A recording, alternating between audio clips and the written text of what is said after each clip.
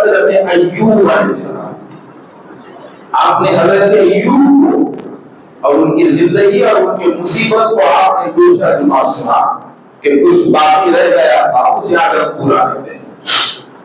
کہ حضرت ایوب کی زندگی کو آپ نے دیکھا کہ اللہ تبارک و تعالیٰ نے حضرت ایوب کی آزمائش کے لیے شیطان کو اللہ نے حضرت ایوب کے مال پہ اختیار دے دیا تھا، حضرت ایوب کی اولاد پہ اختیار دے دیا تھا، اور حضرت ایوب کے جسم پہ اختیار دے دیا تھا، اور شیطان کو اللہ نے کہا تھا کہ تو آزمانا ہے میرے بندے کو آزما لے، میں تجھے ایوب کے مال پہ اختیار دیتا ہوں، اس کی اولاد پہ اختیار دیتا ہوں، اور اس کی دولت پہ اختیار دیتا ہوں، اس کے جسم پہ اختیار دیتا ہوں، مگر ایوب کے دل اور زبان پہ تیری چال نہیں چلے گی۔ تو سوائے حضرت ایوب کے، ایوب علیہ السلام کے زبان اور دل کے ساری چیزوں کی آزمائش کی ہے کہ اللہ نے شیطان پہ اختیار دے دیا۔ تو گزشتہ جمعہ آپ نے سنا کہ ایک آگ کا گولا آیا اور حضرت ایوب کی ساری فصل کو جلا کے چلا گیا، مگر حضرت ایوب نے کہا الحمدللہ۔ تو یہاں پر بھی شیطان حیران ہے کہ اس کی ساری دولت چلے گی اور ابھی بھی الحمدللہ۔ پھر آپ نے یہ بھی سنا، تفصیل میں نے بتا دی، صرف آپ کو ہیڈ لائن دے رہا ہوں، پھر آپ نے یہ بھی سنا کہ غیب کی خطرناک چیخ آئی، ایسی چیخ آئی، ایسی چیخ آئی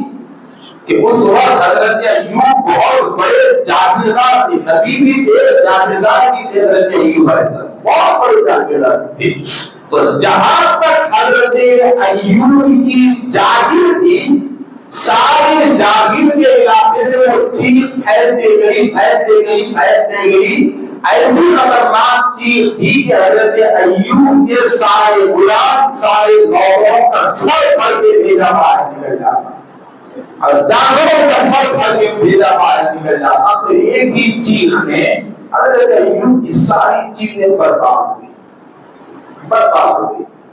پھر بھی حضرت ایوب نے اس مصیبت کے سامنے کیا کہا؟ الحمدللہ، اس نے دیا، اس نے دیا، کل وہی دے گا۔ تو یہاں لوگوں کو شک پیدا ہوا کہ کہیں ایوب کا خدا جھوٹا تو نہیں ہے، یہ غلط خدا کی تو عبادت نہیں کر رہے ہیں، اس لیے کہ اگر ان کا خدا سچا ہوتا تو آگ کے گولے کو بچا لیتا، غیب کی چیخ کو بچا لیتا، کہیں یہ نبوت کا جھوٹا دعویٰ تو نہیں کر رہے ہیں۔ تب یہ تیسرا امتحان حضرت ایوب کو شروع ہو گیا کہ اللہ کو ثابت کرنے کا، ان کی سچائی کو ثابت کرنے کا، ان کی عقائد کو ثابت کرنے کا، اور ان کے ماننے والے کئی لوگ مرتد کے قریب چلے گئے اور اپنے آپ کو غور کرنے لگے کہ کہیں ہم سچے ہیں یا جھوٹے ہیں، ہمارا خدا صحیح ہے یا نہیں ہے، ایسی مصیبتیں ہمارے نبی پر کیوں آ رہی ہیں۔ تو جب حضرت ایوب علیہ السلام کو مال میں برباد کیا گیا، مال میں تباہ و تباہ کیا گیا، حضرت ایوب کی وہی نمازیں جاری ہیں، وہی اخلاص اللہ کے ساتھ، وہی لگاؤ، زبان پہ وہی شکر ہے۔ تو اللہ نے اولاد کے ذریعے ان کا امتحان لیا، شیطان کو ان کی اولاد کے اختیار دے دیا۔ تو جس گھر میں حضرت ایوب کے بیٹے اور بیٹیاں تھیں، وہ سارا گھر ایک چھوٹے سے زلزلے میں گر جاتا ہے، اور آپ کی ساری اولاد اس ملبے میں دب کے مر جاتی ہے۔ اب حضرت ایوب کا کوئی خاندان نہیں بچا، نہ جانور بچے، نہ زمین بچی، نہ نوکر بچا، نہ پیسہ بچا، نہ خاندان، نہ اولاد، کوئی چیز نہیں بچی، سب کے سب برباد ہو گئے، اور تنہا حضرت ایوب ہے، تنہا۔ مگر آپ نے گزشتہ جمعہ یہاں تک سنا تھا کہ ایسی اولاد ہر ایک کو پیاری ہوتی ہے، مگر حضرت ایوب کے سامنے منٹوں میں، لمحوں میں سارا خاندان تباہ ہو گیا،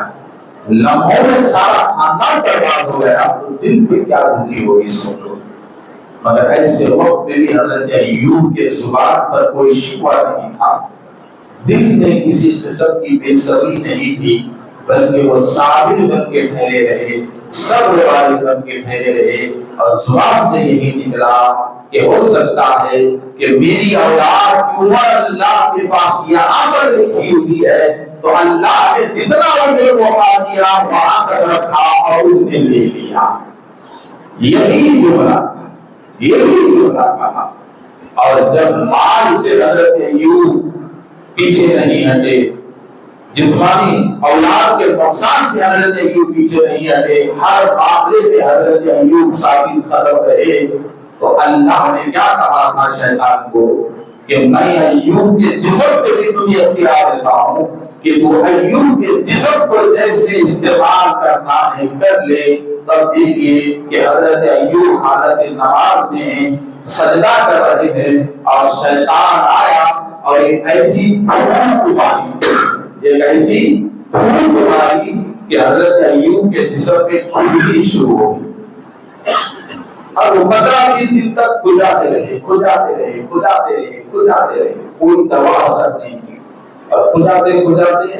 لال ہو گئے، پھر کھجائے، پھر زخم آیا تو انفیکشن بڑھ گیا. اور جب انفیکشن بڑھ گیا تو وہ ایوب جن کا دفتر کبھی غریبوں سے خالی نہیں رہتا تھا، وہ ایوب جن کی چوکھٹ سے کبھی یتیم خالی نہیں جاتا تھا، بھوکا پیاسا خالی نہیں جاتا تھا، اس زمانے کے سینکڑوں کروڑ کے مالک، جاگیردار، بادشاہ وقت سے بھی بڑا لیبر ہوگا، اور بڑے بڑے جن کی چوکھٹ کے ہاتھ باندھ کے ٹھہرا کرتے تھے. اور ایسے بھی لوگ حضرت ایوب کی خطرناک بیماری کو دیکھ کر آپ سے نفرت کرنا شروع کر دی. اور لوگوں میں افواہ پھیل گئی کہ ایوب کو بڑی خطرناک بیماری ہوئی ہے، کوئی قریب نہ جائے، کوئی قریب نہ جائے. بھوکے بھی قریب نہیں گئے، پیاسے بھی نہیں، یتیم بھی نہیں. تو حضرت ایوب حیران ہوئے کہ کب تک میری چوکھٹ پہ لوگوں کی خطاب لگتی تھی اور میری چوکھٹ پہ لوگ ان کی عزت کے لیے ٹھہرتے تھے، اور آج مجھے کیا بیماری آ گئی کہ کوئی مجھے پوچھنے نہیں آ رہا ہے. تو یہاں حضرت ایوب کی زندگی ہمیں ایک سبق دیتی ہے کہ یاد رکھو دنیا میں گھر کے باہر کے رشتے مطلبی ہوتے ہیں.